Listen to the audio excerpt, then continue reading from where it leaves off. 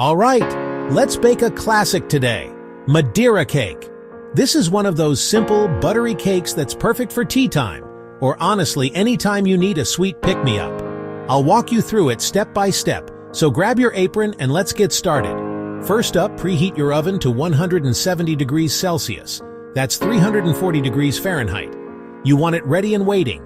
Line a loaf tin with parchment paper, or just give it a good greasing. In a big mixing bowl, I'm creaming together 175 grams of softened, unsalted butter and 175 grams of castor sugar. You want to beat this until it's pale and fluffy. Don't rush it. This is what gives your cake that gorgeous light texture. Next, I'm cracking in 3 large eggs, one at a time. Mix well after each egg goes in. If the batter looks a bit curdled, don't panic. It'll come together soon. Now for the dry stuff. Sift in 250 grams of self-raising flour and add the zest of 1 fresh lemon. That lemon zest is the secret to that classic Madeira flavor, so don't skip it. Fold everything together gently. You want to keep as much air in the batter as possible, so go easy. If your mix feels a little stiff, add a splash of milk, about 2 tablespoons. The batter should drop off your spoon, but not be runny.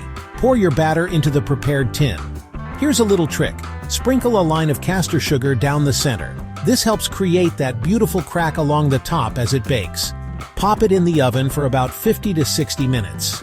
You're looking for a golden top and a skewer that comes out clean. If it's browning too fast, just cover it loosely with foil. Once it's done, let it cool in the tin for 10 minutes. Then lift it out onto a rack to cool completely. Resist the urge to slice in too soon. The texture is best when it's cool. And there you go, a perfect classic Madeira cake. Enjoy it with a cup of tea, or just sneak a slice whenever you like. Let me know how yours turns out. Happy baking!